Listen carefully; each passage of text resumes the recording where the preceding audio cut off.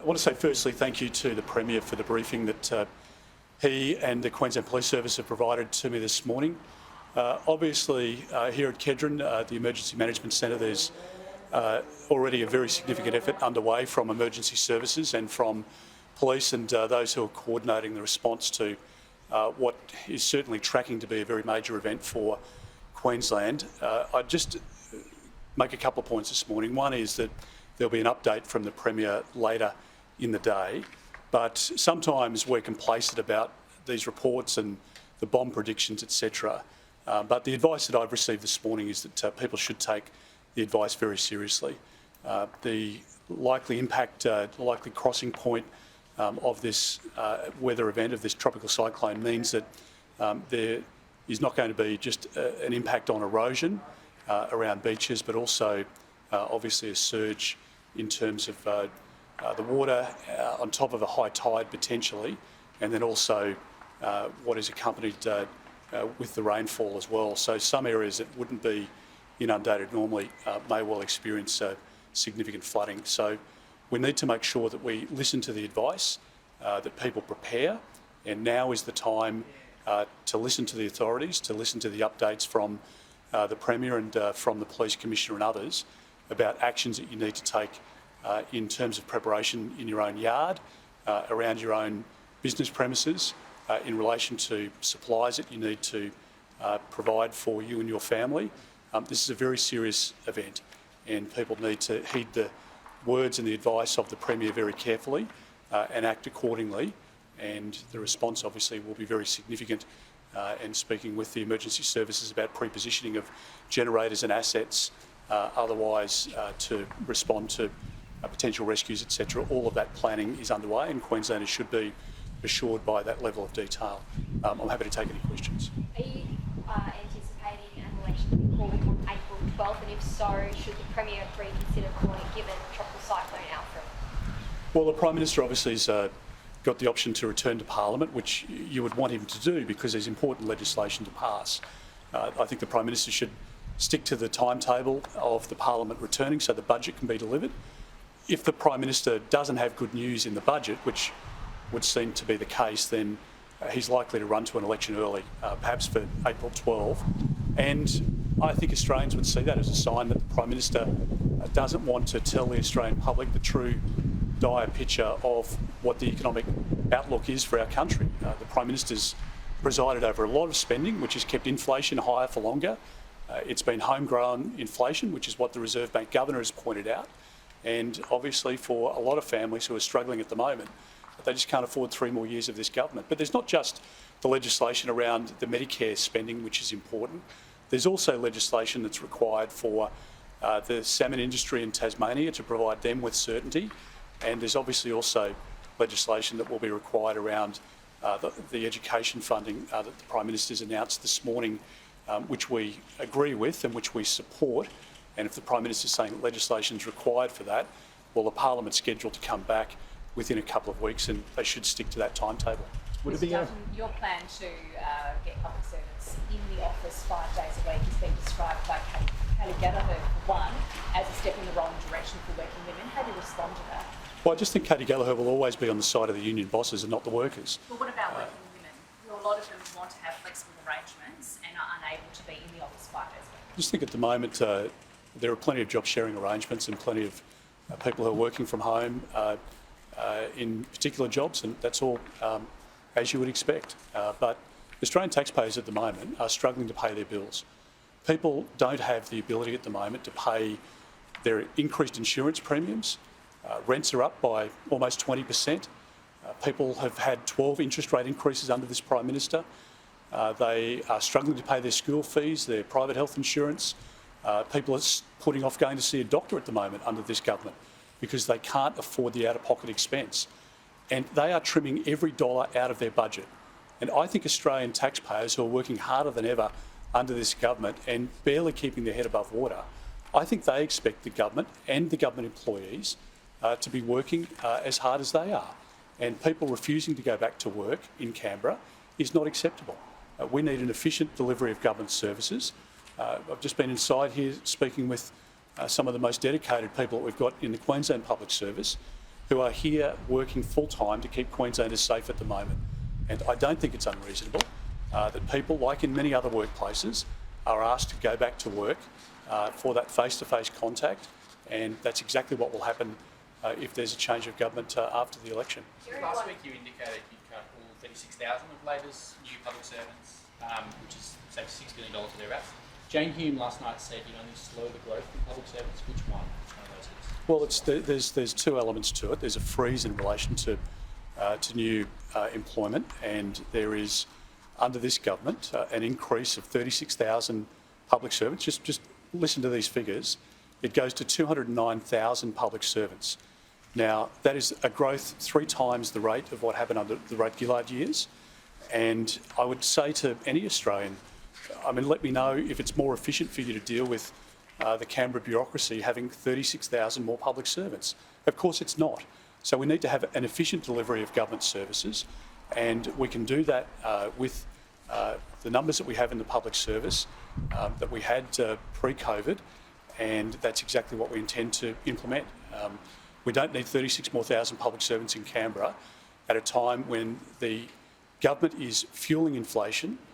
I think it's important to point out we haven't yet dealt with inflation in this country. There is still a likelihood of interest rates going back up under an Albanese government, particularly if the reckless spending continues. And Australian families have been welcoming of the 25-point reduction in interest rates, but the fact is that we're not out of the woods yet. Interest rates started to come down in the United States and the United Kingdom and Canada and New Zealand 6, 7, 8 months ago. They didn't do that here because of the government spending, and the Governor of the Reserve Bank has been very clear about that.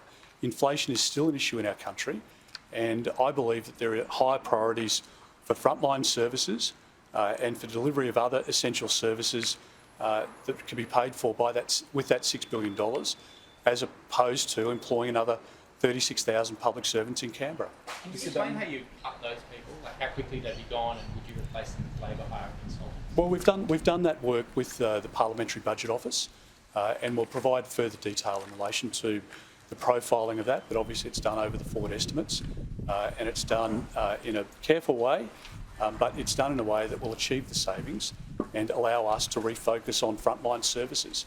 The Labor government will always increase the bureaucracy because that keeps the public service union happy. It's not actually about improving services or delivering additional services, it's about keeping the unions happy. My priority is to make sure that we take care of Australians, and at a time when they're struggling to pay their bills, I want to make sure that we can help deliver government services efficiently, and we do that through the most efficient delivery mechanism that we know, and that's what we demonstrated in government. Give me an example of a government service that's more efficiently provided. So there's 1,000 new employees at the Department of Veterans Affairs. Mm-hmm. Veterans Affairs compensation, rehabilitation claims are being processed 36% faster. No, I've already dealt with this. So we're not cutting frontline positions.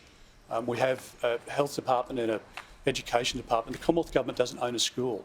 We don't run a hospital. We don't employ a doctor or a nurse or a teacher. That's the difference than, say, the Queensland or the Victorian or the New South Wales government.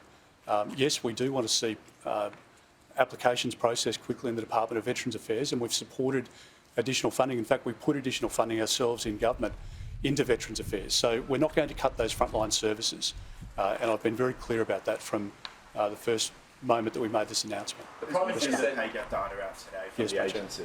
Have you considered, or has the coalition considered, how the work from home mandate you're proposing discriminates against women? Well, all I can point to is the evidence that when we were in government, we closed the pay gap, the gender pay gap, and I'm very proud of that. And I want to see that continue. And I don't accept any position being offered to an individual at different pay rates because of their gender. I mean, that's a nonsense. And it doesn't happen. It's against the law. But when we're dealing with taxpayers' money, we need to spend it efficiently. People are struggling to pay their bills at the moment, and if Mr Albanese is re-elected, it can only be in minority form. And in that circumstance, you have a situation where people are under more pressure because a Labor Greens minority government would be a disaster for this country. And I just don't think Australians can afford 3 more years of a Labor government. We'll come over here. Yes, mate. Oh, thanks, sir. The Prime Minister said this morning that he's open to Australia playing a peacekeeping role in Ukraine. Is that something you support? Well, we've been honest and upfront in our support, very proud of our support of Ukraine from day one. As Defence Minister, I worked very closely with the Ambassador, and we delivered the Bushmasters, and we're out at Amberley Air Base, not too far from here, for the dispatching of the first load of those Bushmasters. And on the advice of the Ambassador, that they've saved lives, and I'm very proud of that. So we should continue to provide support to Ukraine. We have been involved in training and providing support to Ukraine soldiers, and I think that should continue. In terms of whether we should have boots on the ground in Ukraine, I don't support that. I think the Europeans have that task, and I think what President Trump's pointed out is that the Europeans need to do more in the defence of Europe, and that's a statement of the obvious. The Americans have a focus on other theatres and other areas of engagement, and that is appropriate. And I think the fact that NATO countries are now spending more, or are committing to spending more in their defence budgets, is a good thing. And I commend Keir Starmer for his leadership and his stance of not just the UK, obviously, but of countries in Europe as well. Mr. Dutton, you're in one of the most marginal electorates in Queensland. Do you feel confident in re-election? Well, the next election is going to be a tough election, but I just don't think Australians can afford 3 more years of an Albanese government. The Prime Minister promised that electricity prices had come down by $275. They've gone up by $1,000. The Prime Minister's renewables-only energy policy is wrecking the economy. It's driving up the cost of cold storage. It's driving up the cost of every energy-intensive element in the supply chain of every grocery item. And this is why people are paying more at the checkout. When they go to the IGA, when they go to Coles or Woolies, they're paying more and more and more for those grocery items. And I just don't think that our country can cop another 3 years of an Albanese government. And an Albanese Bant government, a Labor Greens government, is a disaster for the economy. It will only drive up prices and inflation, which ultimately means really bad outcomes for families. There are 27,000 small businesses who have gone bankrupt under Mr Albanese's watch, including, I might say, 272 general practices, so doctors' surgeries that have closed over the last 2.5 years. The wreckage of this government goes from one end of the country to the other, and we have to make sure that not only can we clean Labor's mess up, but that our plan is rolled out so that we can get our country back on track. And that's exactly what we intend to talk about in marginal seats like this, but in other seats that we're targeting as well. Sorry, Mr Dunn, may I ask a question around the gender pay gap is related to the coalition policy today on work from home mandates for the public service. Are you worried? It doesn't discriminate against people on the basis of gender. It's for public servants, so it doesn't have an impact, and we're not going to shy away from the fact that this is taxpayers' money. Now, the Labor Party will always want to tax more and spend more. I want to make sure that we have an efficient public service, and I want to make sure that when taxpayers are struggling to pay their bills at the moment under the Albanese government, that they know that the public service and indeed the government expenditure across the board is being spent efficiently. I'm not wasting taxpayers' money like Mr Albanese does. And his plan is targeted to please the unions, because the unions donate to the Labor Party. It's not a difficult model to work out here. And we're very keen to have an efficient public service, and we did it when we were in government. We had people at work, and we narrowed the gender pay gap, and we'll do it again when we get back into government. You might say it doesn't discriminate on the basis of gender, and you and I might disagree with this, but the fact is that most women, other people who take up care responsibilities, children, that sort of thing, surely if you say we're not going to let you work from home, that means it has a disparate impact on women. There are plenty of opportunities around job sharing, and there are some jobs that are appropriate to be home-based. But our desire is to get public servants who at the moment are refusing to go back to work, just to paint the dynamic here. They're refusing to go back to work in Canberra, and that is not acceptable when people are on very high wages, and people in the suburbs who are paying for their wages, so people in Chermside, people in Geebung, people in Kedron, people who are paying the wages of those public servants in Canberra, expect the public servants to do the work that they're being paid for. And we'll increase productivity and efficiency if people are back at work, as was the case before COVID. Mr. Dutton, you're saying job sharing as an option for this instead of flexible working from home arrangements. No, I'm saying that there are both that are available, but there are public servants at the moment in Canberra who are refusing to go back to work. and they're being paid in some cases over $200,000 a year. And I just think people here who are struggling, some families who have taken up second and third jobs just to pay their mortgage under this government, I think they're saying that's actually not a fair arrangement. And there are many people, including women, who have gone back to work earlier than they had expected to do so after having children, who aren't in the public service. And I think they're saying, well, hang on, I'm working harder than ever, and I want my taxpayers' dollars to be spent efficiently. That's the argument here, and that's what we're standing up for. Is it fair to say then that there would be some exemptions for maybe Sorry, just say it again. Is it fair to say then that there would be some exemptions maybe for some women who have children? There'll be a common sense approach, as there always has been, but I'm not going to tolerate a position where taxpayers are working harder than ever to pay their own bills, and they're seeing public servants in Canberra refuse to go to work. That is not going to happen under a government I lead. We're going to have an efficient public service, and we're going to make sure that we can support families who are struggling at the moment. I want to bring inflation down. I want to get a proper energy policy so that we can bring food inflation down, and we have a much better plan to get our country back on track, and that's what a coalition government will deliver.